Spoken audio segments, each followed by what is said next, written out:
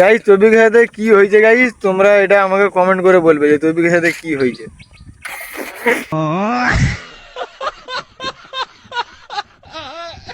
Guys তৌফিকের সাথে হচ্ছে এখন প্র্যাঙ্ক হবে।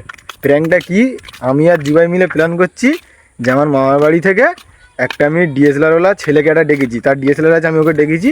তৌফিকে ফোন করলাম, ফোন করতে না তৌফিক এখন বলতেছে ভাই হ্যাঁ ঠিক আছে তাহলে যাচ্ছি, বহুত স্পিডে আসতে যায়। আর আমরা ডিএসএলআর আমাদের কাছে নেই, আর তাকেও ডাকিনি, মিচিমিচি। ও আসুক, ওর রিয়াকশানটা একবার গাইস কেরাম হয় তোমাদেরকে দেখানো হবে। গাইস তৌফিক ফাইনালি চলে এসেছে। তৌফিক এসেছে, একবার দেখো, দেখো বাইক নিয়ে চলে এসেছে, ফটো তোলা হবে। বল খেল দিলুম এইরাম পুরো শ্যাম হালে বল খেল দিলুম।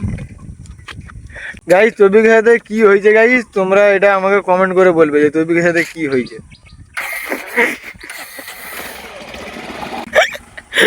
তৌফিক গাইস পালাচ্ছে, দেখো তৌফিকের সাথে গাইস প্র্যাঙ্ক হয়ে গেল।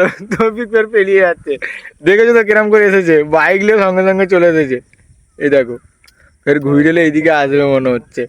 তৌফিক এখন গাইস খুব রেগে যাবে, ঠিক আছে, ও এখন ওর সাথে এখন কথা বলা যাবে না, এখন খুব রেগে যাবে। বাইক নিয়ে এসেছে মানে বুঝে নাও তোমরা যে কেরাম ও কিসে ছিল। ও বলতে পারো আমি ক্রিকেট খেলতেছিলাম, ক্রিকেট খেলতে খেলতে পেলিয়ে এসেছি। এই দেখো গাড়ি ঘুরে এপাশের দিকে আসছে।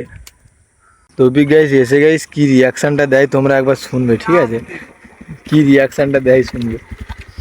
তোর কি মনে হয় আমি কি ডিএসএলআর আছে না নেই বল? নেই। গাইস তোমাদের কি মনে হয় বলো, ডিএসএলআর আছে না নেই, তোমরা গাইস কমেন্ট করে তুই জানাবে। তো মিথ্যা কথা বলছিস, আমিও জানি। আমি মিথ্যা গাইস বলতেছি, হ্যাঁ কিনা তোমরা গাইস কমেন্ট করে বলবে।